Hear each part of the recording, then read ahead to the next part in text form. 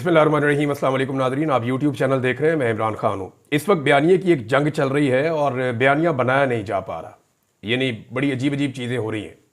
एक statement establishment के करीबी लोग देते हैं, फिर जब दूसरा स्टेटमेंट देते हैं तो वो उसके साथ मैच नहीं करता। यानी जो इस वक्त हुकूमती कैंप के अंदर लोग मौजूद हैं, वो जब भी कोशिश कर रहे हैं एक नया बयानिया बनाने की, वो बयानिया काम नहीं कर रहा। मैं आपको मिसाल एक दे देता हूँ, उससे आपको समझ आ जाएगी। अभी एक नया बयानिया बनाया गया और ये एस्टेब्लिशमेंट की जानिब से बयानिया लॉन्च किया गया। बयानिया अब ये कहा जा रहा है कि बुशरा बीबी को इसलिए रिहा किया गया था ताकि इमरान खान को डील पर आमादा किया जा सके। यानी अब ये बयानिया मैदान में लॉन्च किया गया है कि बुशरा बीबी शायद कहीं एस्टेब्लिशमेंट की तरफ से खेल रही हैं और उनको इसलिए लॉन्च किया गया है कि जनाब उन्होंने इमरान खान साहब को डील के ऊपर आमादा करना है। ये जरा जुमला आपने याद रखना है और एग्जैक्टली ऐसे ही रिपोर्ट हुआ है और ये एस्टेब्लिशमेंट की जानिब से रिपोर्ट किया गया है। यानी उनकी नुमाइंदगी जो लोग करते हैं वो कह रहे हैं कि बुशरा बीबी को इसलिए रिहा किया गया था ताकि इमरान खान को डील पर आमादा किया जा सके। अब दूसरा स्टेटमेंट इन्हीं लोगों का चंद दिन पहले का वो ये था कि अगर बुशरा बीबी डी चौक जाने की जिद ना करती या कारकुनों को डी चौक ना लेकर जाती तो डील मुकम्मल हो जाती और इमरान खान साहब 15 से 20 तारीख के बीच में रिहा हो जाते। ये तो मैं भी आपको बता चुका हूं कि इमरान खान साहब के पास ये ऑफर मौजूद थी, लेकिन उन्होंने इस ऑफर को रद्द कर दिया था। उन्होंने जेल में रहना पसंद किया था, लेकिन उन्होंने ये कहा था कि मैं ऐसी कोई चीज नहीं मानूंगा जब तक कि मेरी शराइत के ऊपर अमल दरामद नहीं किया जाएगा।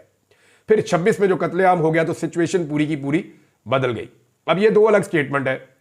एक स्टेटमेंट में आज के दिन ये कह रहे हैं कि बुशरा बीबी को रिहा किया गया ताकि इमरान खान को डील पे आमादा करें। कल ये कह रहे थे कि बुशरा बीबी ही रुकावट है, इमरान खान को जेल से बाहर नहीं आने दे रही और वो डील मुकम्मल नहीं होने दे रही। तो ये दोनों अलग अलग चीजें ना, तो बयानिया बनाया नहीं जा पा रहा। लेकिन इन दोनों चीजों में एक चीज कंफर्म हो गई कि जो भी इनको खबरें फीड कर रहा है या जो भी इन्हें कह रहा है वो बहुत फ्रस्ट्रेटेड है कि किसी तरह डील हो जाए। देखिए ना, ये दोनों बयानात ये बता रहे हैं कि डील पे इमरान खान आमादा नहीं हो रहा। होता यह है कि बेवकूफ लोग हैं ना, इनको पता भी नहीं है कि बयानिया बनाना कैसे है। भाई जब आप बयानिया बना रहे हैं तो उसका एक दूसरा रुख भी होता है। जब आप ये कह रहे हैं कि बुशरा बीबी को इसलिए रिहा किया गया कि इमरान खान को डील पे आमादा करें, तो इसका दूसरा मतलब यह है कि इमरान खान डील पर आमादा नहीं है। तो वो जो आप दूसरा एक और बयानिया बनाते हैं कि इमरान खान डील के लिए भीख मांग रहा है, वो आपका बयानिया बढ़ जाता है यहां पे। तो ये सोशल मीडिया का दौर है, कॉमन सेंस से आपको काम करना पड़ेगा और एक ऑफिस के अंदर बैठ के सर जोड़ के आपको करना यह चाहिए कि बड़ी टेबल ले, वहां पे सारे इकट्ठे बैठे, फिर आप बयानिया बनाएं। होता यह कि एक बयानिया उस दफ्तर में बन रहा है, एक उस दफ्तर में बन रहा है, एक उस दफ्तर में बन रहा है, वो सारे बयानिया एक दूसरे के साथ मैच ही नहीं करते। एक बयानिया लॉन्च होता है कि जनाब बुशरा बीबी डील करवा रही है, दूसरे में लॉन्च होता है बुशरा बीबी डील खराब करवा रही है, तीसरे में लॉन्च होता है कि इमरान खान जो है वो डील मांग रहे हैं, और बाकी जो बयानिया है वो सारे इसके साथ कंट्राडिक्ट है कि जनाब इमरान खान को डील पे मनाया जा रहा है। तो यहां साबित हो जाता है कि इमरान खान साहब, ये बात कंफर्म हो जाती है कि वो दरवेश आदमी जो है उससे डील मांगी जा रही है, वो डील करना नहीं चाह रहा। अब आ जाए एक बहुत बड़ी खबर की तरफ। इमरान खान साहब के चंद बड़े करीबी लोगों से मेरी बातचीत हुई और ये खबर दो जगह से मैं आपको कंफर्म करके बता रहा हूं। खबर यह है कि इमरान खान साहब ने अपने लोगों से यह कहा है जिनसे उनकी मुलाकातें हुई हैं कि मुझे बाहर आने की कोई जल्दी नहीं है, ना मैं फौरी तौर पे बाहर आना चाहता हूं, लिहाजा इस वक्त आप हुकूमत के साथ एंगेजमेंट करें। दूसरी जानिब एक मुज़ाकरात मैंने आपको बताया कि वो अलग से हो रहे हैं। एक मुज़ाकरात खुफिया हो रहे हैं, एक मुज़ाकरात एलानिया हो रहे हैं। एलानिया मुज़ाकरात के अंदर सिर्फ नतीजा निकलेगा उन मुज़ाकरात का जो मुज़ाकरात खुफिया हो रहे हैं, और वो जो खुफिया मुज़ाकरात हो रहे हैं उसमें वज़ीर आला खैबर पख्तूनख्वा के अलावा ज्यादा लोग इन्वॉल्व नहीं है और वहां पे इमरान खान साहब को रेगुलर रिपोर्ट्स जारी हैं और उनको चीजें बताई जा रही हैं, उनसे मुशावरत की जा रही है। अब वहां इमरान खान साहब जल्दबाजी नहीं दिखा रहे। मैं आपको फिर कह रहा हूं कि हुकूमत बार बार कह रही है, इरफान सिद्दीकी साहब ने स्टेटमेंट दिया कि इमरान खान साहब को बनी गाला शिफ्ट करने के हवाले से कोई ऑफर नहीं की गई। तो इरफान सिद्दीकी साहब को किसी ने आगाह ही नहीं किया, उनको इन्फॉर्म ही नहीं किया। इमरान खान साहब के पास ये ऑफर काफी दिनों से मौजूद है। ये ऑफर उनके पास नवंबर से, बल्कि अक्टूबर में भी उनको ये ऑफर दी गई थी, फिर नवंबर में उनको ये ऑफर दी गई और नवंबर में बड़े शद और मद के साथ 24 तारीख को उनके सामने ये ऑफर रख दी गई थी। लेकिन इमरान खान साहब ने उससे इनकार कर दिया था। इमरान खान साहब अभी मजीद चंद महीने बड़े आराम से जेल में रहने के लिए तैयार है।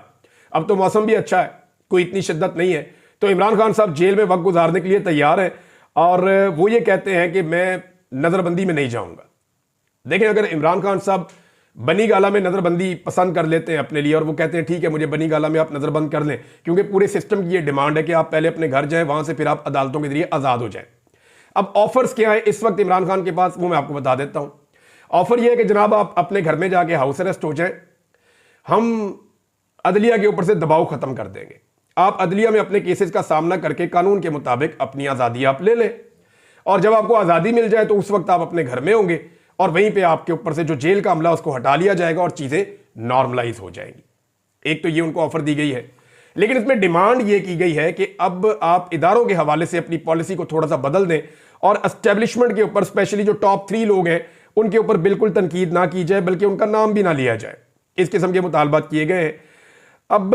और ये मुझे पाकिस्तान तहरीक इंसाफ के बड़े अहम लोगों ने ये बात बताई है कि जनाब मुतालबात यहां तक पहुंच गए हैं और इसको एस्टेब्लिशमेंट के कुछ सोर्सेज जो है वो कंफर्म भी कर रहे हैं कि जनाब हमें अपनी फिक्र पड़ गई है, क्योंकि जिनकी हुकूमत बनाई है वो टके का डिलीवर नहीं कर पाए, उन्होंने कोई काम नहीं करके दिखाया। दावे उनके बहुत बड़े बड़े थे लेकिन वो डिलीवर करने में नाकाम हो गए। उनके इंटरनेशनल ताल्लुकात के जो दावे थे उनकी भी कलई खुल गई है। और जो बाइडन के इलेक्शन हारने के बाद तो बिल्कुल ही खोता खूह में गिर गया है, क्योंकि जो बाइडन के मामलात में वहां पाकिस्तान पीपल्स पार्टी के मामलात बहुत ठीक थे। अगर जो बाइडन की पार्टी दोबारा जीत जाती तो बिलावल को वजीर आजम बनाने का इम्कान हो जाता। तो मामला यह है कि इमरान खान साहब मजीद इंतजार करने के लिए तैयार हैं और वो ये देखना चाह रहे हैं कि कॉन्फिडेंस बिल्डिंग मेजर्स क्या लिए जाते हैं। यानी वो ये कहते हैं कि जब तक मेरे लोगों को रिहा नहीं किया जाता तब तक तो मैं अपने घर में जाने के लिए तैयार नहीं हूं।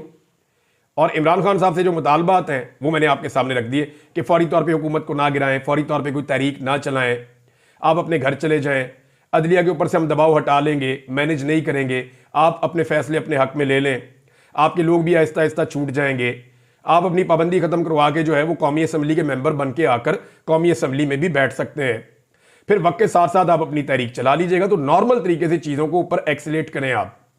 लेकिन इमरान खान साहब जो है वो कॉन्फिडेंस बिल्डिंग मेजर्स चाहते हैं ताकि उन्हें नजर आ जाए कि क्या उनके लोगों को छोड़ा जा रहा है, क्या जुल्म और ज्यादती बंद की जा रही है, क्योंकि अभी भी पाकिस्तान तहरीक इंसाफ के कुछ लोग मुबैना तौर पर लापता हैं। अजहर मशवानी साहब ने 2-3 लोगों की अभी फोटो लगाई है कि ये लोग लापता किए गए हैं जबरी तौर पे, और बहुत सारे लोग ऐसे हैं जो बेगुनाह जेलों में कैद हैं। आहिस्ता आहिस्ता उनकी रिहाई तो हो रही है, लेकिन इमरान खान साहब अभी सिस्टम पर एतबार नहीं कर रहे। अच्छा, इसमें इमरान खान साहब ने और उनकी पार्टी ने एक चीज तय की है कि 31 जनवरी तक का टाइम देना है इस हुकूमत को कि 31 जनवरी तक आप हमारे साथ मुज़ाकरात करें। पहले इमरान खान साहब इतना ज्यादा टाइम देने के हक में नहीं थे, वो कम टाइम देना चाह रहे थे, लेकिन अब उन्होंने 31 जनवरी तक का टाइम दिया। बल्कि पाकिस्तान तहरीक इंसाफ के सोर्सेज से मैं आपको बता रहा हूं कि यह हुकूमत और टाइम मांगेगी तो इनको 15-20 दिन का और टाइम भी दे दिया जाएगा और इंतजार करेंगे। जो बाइडन की जब इंतजामिया खत्म हो जाएगी तो इनकी सपोर्ट खत्म हो जाएगी जो पाकिस्तान की हुकूमत और एस्टेब्लिशमेंट के पास है। जुल्म और बर्बरियत का दौर जो है उसके ऊपर एक ताला लग जाएगा। उस तरह का जुल्म और बर्बरियत नहीं की जा सकेगी जो माजी में की गई है। फिर पाकिस्तान तहरीक इंसाफ दोबारा से एक तहरीक खड़ी करेगी और उस तहरीक के नतीजे में वो फरवरी के एंड में या मार्च के शुरू में एक दोबारा से लॉन्ग मार्च करने का इरादा रखते हैं। मैं आपको भी ये बता रहा हूँ कि मेरी पाकिस्तान तहरीक इंसाफ के लोगों से भी बात हुई है और जो चीज़ें दिखाई दे रही हैं वो यही हैं, क्योंकि अभी सर्दी की एक वेव है पूरे मुल्क के अंदर और अभी कोई तहरीक ऐसे चलती नहीं है इतनी सर्दी के अंदर। लिहाजा पहले इंतज़ार किया जाएगा कि जो बाइडन की हुकूमत ख़त्म हो जाए और इंतज़ार किया जाएगा, हुकूमत को पूरा मौका दिया जाएगा कि हुकूमत अगर चाहे तो वो मुज़ाकरात कामयाब कर ले और मुज़ाकरात कामयाबी के नतीजे में हुकूमत को भी कोई थोड़ी बहुत फेस सेविंग मिल जाए और पाकिस्तान तहरीक इंसाफ जो है उनको भी इंसाफ मिल जाए। लेकिन अगर ऐसा नहीं होता तो फिर पाकिस्तान तहरीक इंसाफ ने अपनी तहरीक जो है वो बना रखी है और पाकिस्तान तहरीक इंसाफ के बकौल वो फिर जो सोर्सेज मेरे बता रहे हैं वो फिर एक तहरीक चलाएंगे दोबारा से मार्च के अंदर और वो इस तहरीक से मुख्तलिफ होगी और इमरान खान साहब को फिर वो आज़ाद करवाने के लिए पूरी कोशिश करेंगे। इंटरनेशनल प्रेशर भी बढ़ेगा, जबकि जो बाइडन की सपोर्ट भी या मगरबी सपोर्ट जो अब तक थी वो मौजूद नहीं रहेगी। इससे पहले पाकिस्तान तहरीक इंसाफ मुल्क भर में जलसों का आगाज भी करेगी और ये काम आप फरवरी के महीने में होता हुआ देखेंगे। यानी इमरान खान साहब को कोई जल्दी नहीं है इस वक्त बाहर आने के लिए या आज़ाद होने के लिए। दूसरी जानिब हुकूमत के लिए मुश्किलात इसलिए बढ़ रही हैं कि इकॉनमी के जो टारगेट्स हैं वो पूरे नहीं हो रहे। अदाद शुमार के मुताबिक हुकूमत ने जो पैसा इकट्ठा करना था, जो टैक्स कलेक्शन करनी थी, उसमें हुकूमत को बहुत बड़ा खसारा हुआ है। जो 386 अरब रुपए का है। अगर आप इसको डॉलर्स के अंदर कन्वर्ट करें तो 1.4 अरब डॉलर्स का खसारा है जो पाकिस्तान को है।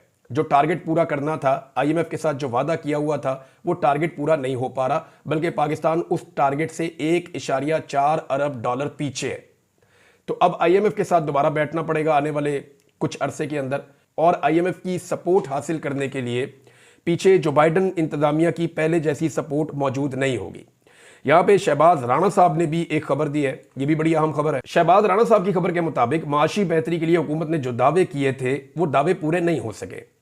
रवां माली साल की पहली छमाही में सिर्फ 0.92% की शरह से तरक्की हो सकी है। यानी ये सिर्फ तरक्की जो है वो बहुत कम शरह से हुई है। जो हुकूमत का टारगेट था वहाँ तरक्की के हवाले से भी पूरा नहीं हुआ, जबकि सनती शोबे में तरक्की मनफी रिकॉर्ड की गई है।